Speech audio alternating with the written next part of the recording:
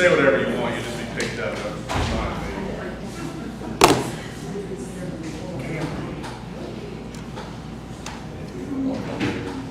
All right, guys, it's 1 o'clock. I'm going to call this budget hearing meeting to order. We'll stand for the pledge. I pledge allegiance to the flag of the United States of America and to the republic for which it stands, one nation, under God, indivisible, with liberty and justice for all. All right, Ron's check. Yeah, it's going. All right, guys, so we're just doing this a little different. That way, we'll give you these things. If somebody's got a problem, got something that they think we missed or want to talk about, we can get it out before we go to the, we review this really recommendations and went through these, and then we'll hand these out here now in just a minute, and then of course then we finalize the budget in October and submit it to the state, and then the state will give us our notices at the end of the year when we actually finally adopt it. We get our 1782 notices. Somebody's trying to get in, help me push on the doors. Humidity in the door is not really going well. So, all right. So, anyways, this we're in a little bit different times maybe than what we have been under previous years here.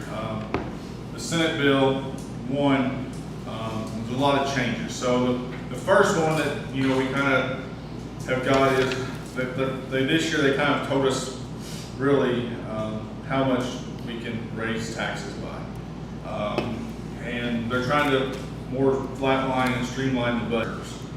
So that's kind of where we're at. But the counties, we've been conservative and we've lived within our means for a long time, and we understand that times are tough here, and that people are struggling. This inflation's been a bad deal for everybody. Your buying power's completely getting eroded. So we do have a little bit of money in the bank, and luckily for, I guess, us and you all, and everybody involved, we are going to be able to give $1 an hour raise to everybody again. So if you worked, in the courthouse, you get the $18.20. If you work in something that takes a 40-hour week, you'll get the $20.80. So, but the only reason we've been able to do that is because we do have some money that we're getting some interest on. So we can take some of that interest money, and we'll be able to take some of that and pay for it to the thing. And if it gets really bad and we get to a spot where we have trouble, we have managed our finances where we have one of the lower local option income taxes in the state of Indiana. And Daryl Smith was at our meeting here Tuesday at the council meeting, and probably over time the state's maybe thinking that local option income taxes are better than property taxes, but we're in a good space. We're in a good spot on that. So that's what we did. We plugged everybody in at the $1 an hour thing. So that's what most people think. I know other people would want probably a bigger raise, but that's just what we can do. And that's what we have been doing. And we're committed to our employees, because without our employees, we wouldn't be able to operate a courthouse. So that's what we did on the pay raises. We were able to do for our people that are in the elected courthouse officers. We did give you all an additional $1,000. So we gave those people $1,000 because you all are pretty well in here, the elected officials. We understand you got a lot of responsibility to do this stuff and to hold people accountable. And when you get done with your time here, we want you all to be able to help us get somebody that would be willing to run and be able to do the job. And we're way behind on the private sector on paying those positions. So we just thought as a council that was something we needed to work on. so we can get qualified people when the time comes to run. So those are the two things we've done here on pay raises. The next thing is, we just ask that as a council, that people show up to work on time. We were here last year and again this year. I mean, I know every day is not going to be perfect, but we saw a lot of people walk in at 8:05 or 8:10, and if you walk out of here at 3:59 or 4 o'clock, the door's already closed. So just try to get to work and be ready to work at 8 o'clock, and have your people ready to work at 8 o'clock and work at 4 o'clock. We just we ask that we get a good day's work out of the people, because we are trying to compensate them fairly. That was just kind of a request of the board. All right, so it comes to like office supplies, office machinery, desk, computer software, things like that. I mean, we tried to accommodate everybody's request, but everybody got a small cut across pretty much their budget across all those, and post all this stuff. So we're just really gonna have to be careful on what we spend our money with, because we took care of trying to fail if we don't get something. That's fine, but let's try to take the money we got for office supplies and stuff like that. Let's try to, if it's a mandatory, because we went all in pretty well on these pay raises, and I mean, you all know how many people work here, and you take the 1820 and figure it out. We definitely have already spent into our reserves, so just try to limit our additionals this year to make it. I mean, we know Mark's got this radio system that we all depend on to keep everybody safe. I mean, we know we're gonna have to do that, and we have reserves here to do that. So, the other things that kind of we just have to do, and people ask about us, we want to have the best elections and fair elections and clean elections. So I mean, we defunded the election board like they asked us to fund us. That cost the taxpayers $95,000 to have an election next year. We add all that up for what we got to have to run that, and they probably won't use all that, but we budgeted what they asked for.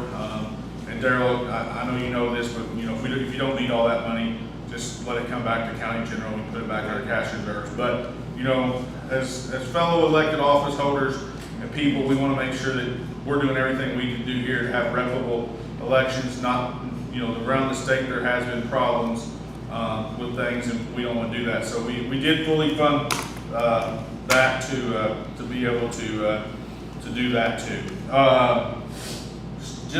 I'm not saying we're tooting our own horn, our commitment. And I don't know if the commissioners know this yet, they're not here, but they'll find it out soon.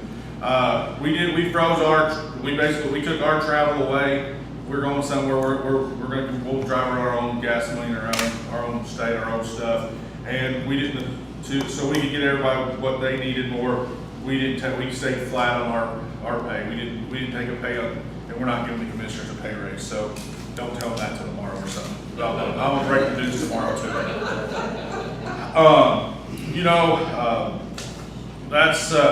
That's all that stuff.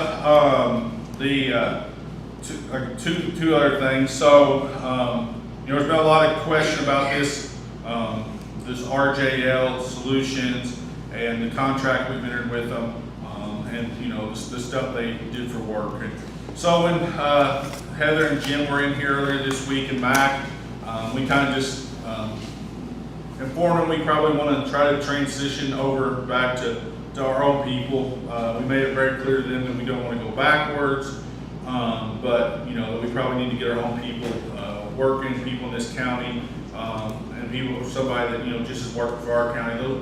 RJL's been fine. They've done what we've asked them to do, but they're out of Terre Haute. They're working for Perry County, Harrison County, a lot of people. So we just funded them till April 1st. So 4 months left this year, and 3 months next year, and kind of gave the expectation to the commissioners that gives them 7 months to get their board up and functioning. And when they need, then we'll fund that. But that's not a lot of this. A lot of people are going to have asked about that, what we were doing, what we were thinking, and as a group, that's what we came up with.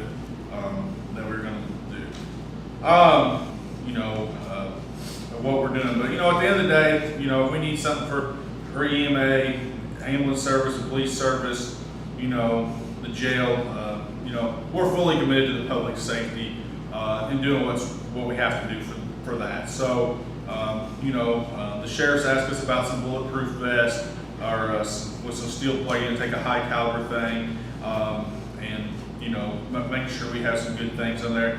James needs an ambulance, you know, we might have to be the unpopular people out here at some point in the future, and raise local option income tax, or you know, to go with some other options. But at the end of the day, we are committed to taking care of the public and the public's safety. You know, and I think it's been a long-standing viewpoint of the council and the commissioners that you know, that we are committed to that, and we're not going to go backwards in that. So, you know, we'll make it through that, but we're going to do everything we can do to make sure that all those people have what they need. They put their lives on the line every day to keep us all safe. And if they come see you at the worst time of the day, the worst part of your life. So we're committed. We're committed to making sure that they have what they want. So that's all I got. You know, if anybody's got these things, just reach out to me when you get them, or Melissa. You know, there's probably some things, just to be honest, you won't like in the things. And I mean, I understand that, and it's not all, I guess, just a rose garden of a walk here, but we try to do the best for everybody to be the fairest we can for everybody. First, I mean, it'd have been really easy, you know, in our position, and not to really get to have to work about this, just to not to give a pay raise. I mean, the numbers say we just should have really probably given them a pay raise. And if we wouldn't have been conservative and had some cash reserves, there's a lot of counties, I think, this year that won't be able to give a pay raise. And I mean, just to be completely, I guess, transparent and honest, you know, this Senate Bill 1, so everybody knows, if you have like $2 million of personal property, so like you run a business and you got like, well, let's just say at my house, you know, I got a combine, tractor, all that farm equipment we use. If that totals under $2 million next year, I don't have to file a personal property return. So we're not going to get all that thing. So the data we got the other day was there's 1,403 businesses this year that had to file a personal property return, and there's somewhere around 80 next year. So we're going to lose a significant amount of our assessed evaluation next year to personal property under the Senate Bill 1 thing. So, you know, and that's a 3-year bill comes down from the state. So we just have to work around what we have. So that's another reason we want to make sure that we took care of everybody this year, because we really just don't at this point know what the next year will look like. So anyways, any questions for any of us so far? All right. Anybody else want to say anything? I think you pretty well said that. I think you covered it. All I right. guess there's one shining light on it is our assessed valuation for the county as a whole went up some more. It's still going up. People are still building. Things are still happening here. Yeah. And we do have some stuff coming down the pipe. Unfortunately, it's probably going to be at least a 4 to 5 year before it actually hits our budget. But we do have some stuff coming down the pipe that's going to be really good for us. For the next 2, 3, 4 years, it's going to be a year-by-year thing. Sir, Larry, he didn't make it. Oh, Larry got 2 pages, Layla.